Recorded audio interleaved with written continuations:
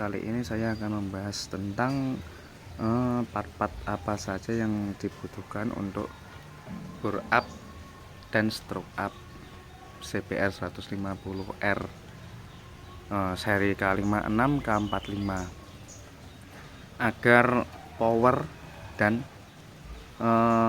torsi naik menjadi berapa ya kemarin ini 36,8 horsepower.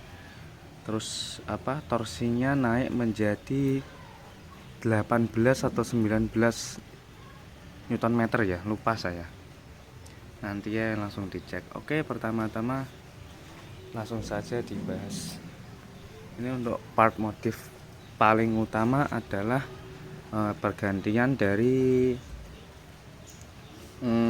kruk as atau crankshaft atau bandul dari motor juga, motor tersebut yang awalnya 57,8 mm menjadi 68 mm panjang struknya. Dan yang kedua pergantian blok silinder bloknya yang awalnya dari 56 menjadi 66 mm. Untuk produk dari blok sama sama crankshaftnya saya menggunakan produk dari SCK Racing Malaysia karena hanya itu yang ada di Indonesia dan yang paling awet, paling kuat. Kalau produk-produk selain itu ya saya sudah pernah mencoba sendiri, rawan jebol, rawan patah itu. Dan yang ketiga silinder kopnya. Silinder kop saya wajib ganti soalnya diameter piston sudah ganti. Saya menggunakan NLK Racing, ini produk dari sebelah NLK Racing yang klepnya 25/22. Jadi innya 25 mili, terus X nya 22 mili. Lanjut lagi, motor ini menggunakan perklepnya BRT progresif, yang bukan yang linear ya, ada yang progresif ada yang linear. Kalau yang linear itu karakter empuk di bawah, cuma nanti kalau di RPM atas gampang floating soalnya lemes akhirnya. Kalau yang progresif itu kuat, jaga-jaga di RPM tinggi. Yang kedua saya menggunakan noken as. Kalau noken as ini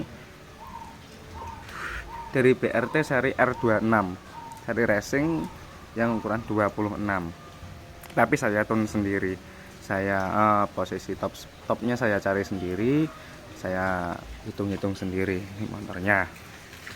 Untuk bagian kopling, kampas row kopling sama hose koplingnya ini sudah saya ganti, soalnya yang mulai seri K45R CBR keluaran terbaru 2021 itu menggunakan slipper cut yang dimana kalau memasukkan gigi prosneling bisa tanpa kopling tapi harus lepas gas. Ini saya ganti yang seri K56 atau Sonic.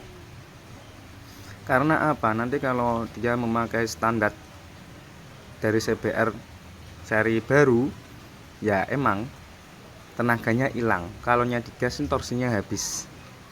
Nih, udah gantian semua partnya.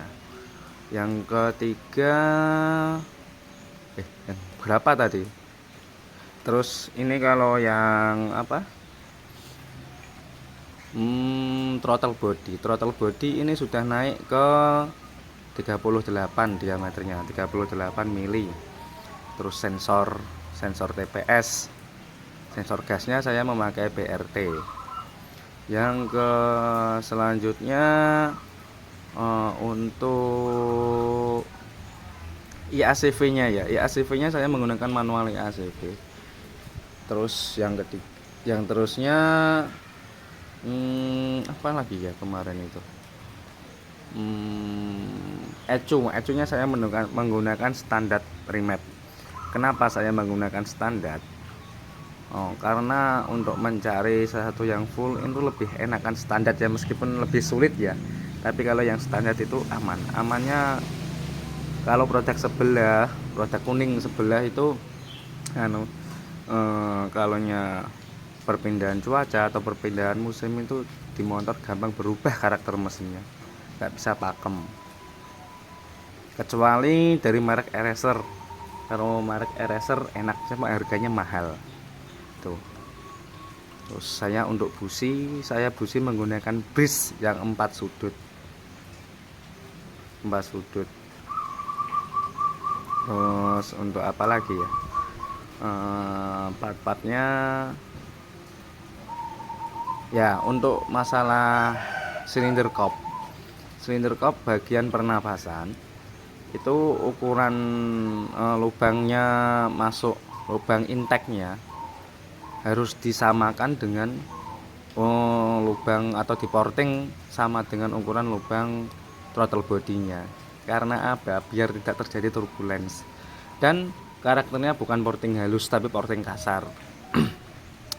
Lubang exhaustnya juga sama. Nanti kalau dari silinder kop, exhaustnya itu juga harus dibesarkan menyesuaikan dengan ukuran diameter headernya motor ya. Tapi kalau bisa ya tetap dilebarin agar pembuangan cepat. Untuk injektor saya menggunakan RX7 200 cc per menit. Dan pembahasan untuk cara pemasangannya, yang paling utama pada motor ini selain itu kan semuanya PNP ya. Yang pertama untuk kruk as itu PNP, crankshaftnya PNP. Tapi kalau untuk blok liner yang masuk ke dalam crankcase itu kalaunya yang ukuran 63 seperti BRT atau apa itu PNP semua, plug and play.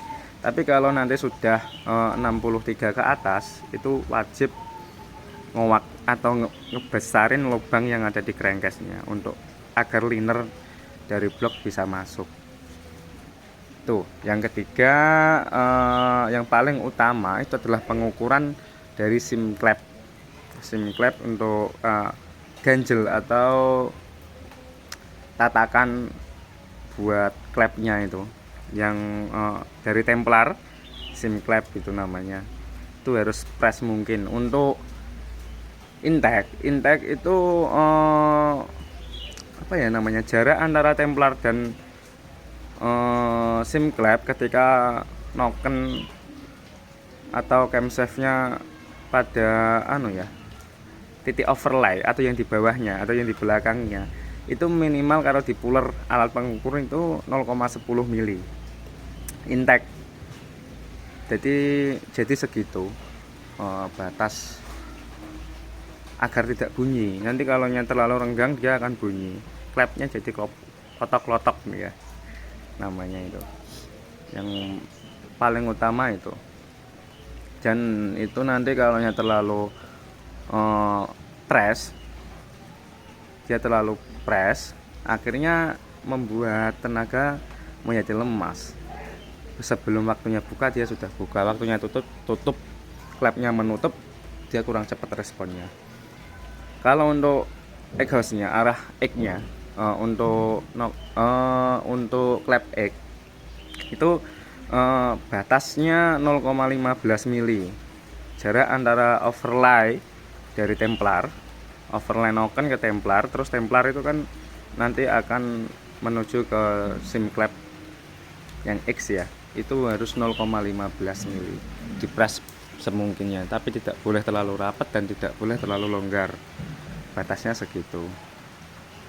Ya, yang terutama itu saya menggunakan blok dari SCK Racing 66 mili, terus crankshaft dari SCK Racing naik 60 ke 68 langkahnya. Terus yang ketiga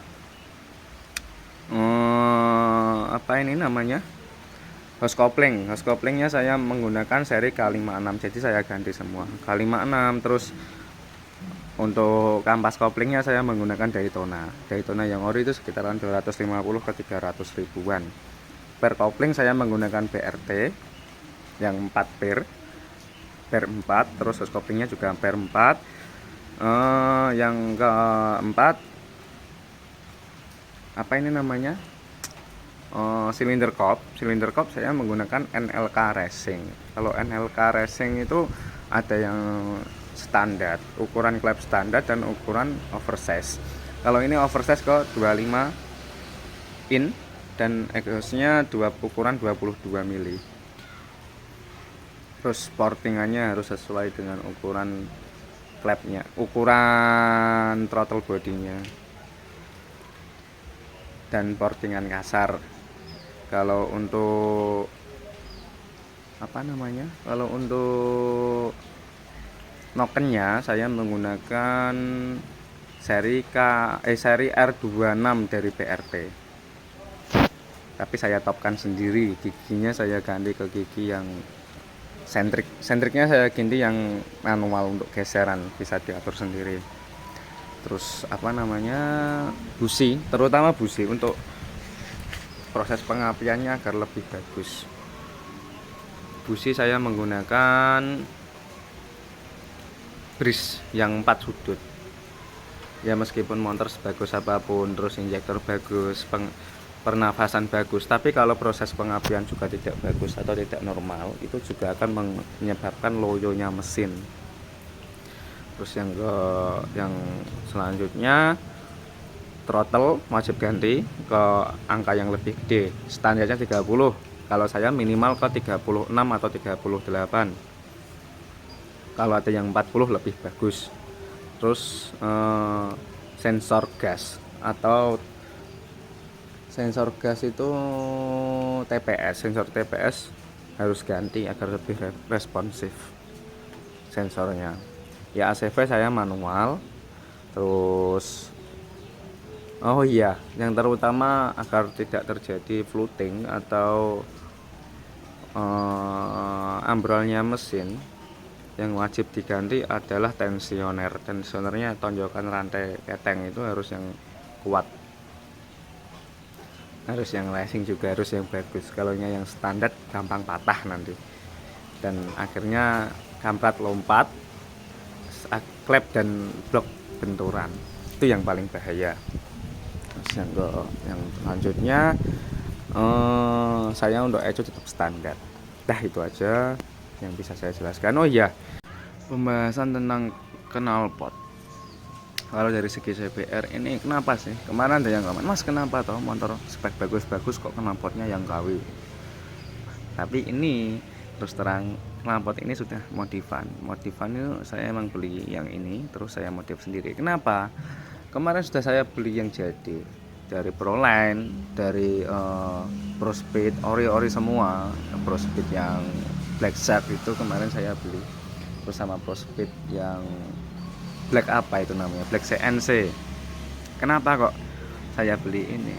Jangan lupa karakteristik motor 4 valve atau karakteristik motor DOHC 4 klep itu pernapasannya tidak sama dengan tidak sama dengan motor-motor yang herek-herek 2 valve itu SOHC. Dia kalau 4 klep, pernapasan untuk menyedot anginnya, intake anginnya itu lebih banyak, dan outputnya pun juga banyak. Karena saya kemarin sudah mencoba beberapa knalpot yang ori itu banyak yang rontok dari mulai sarangannya, terus yang depan situ bocor, area sini bocor karena tekanan anginnya terlalu besar. Terus ada yang rontok, ada yang akhirnya saya ganti. Saya kan juga suka knalpot yang suaranya adem, makanya ini saya cari yang gede, terus saya modif sendiri. Ini modifan ini, isinya knalpotnya adem. Kalau untuk soal tenaga, knalpot ini motor ini kalau seri CBR itu menggunakan knalpot short itu lebih tenaganya nggak bisa maksimal, harus yang long gitu ya. Kalau yang 4 klep itu, ini motor saya sendiri ini. Kalau pakai knalpot ini saya modif sendiri, saya cari-cari sendiri dari mulai bawah, tengah sampai atas, tenaganya itu bisa keluar sempurna. ini dapat tembus 37,8 horsepower. Terus torsinya sekitaran 18 sampai 20 Newton meter, lupa saya, pokoknya gede kok. Untuk torsi naik setengah dari bawaan dari standarnya, dari 11, menjadi 18 lebih.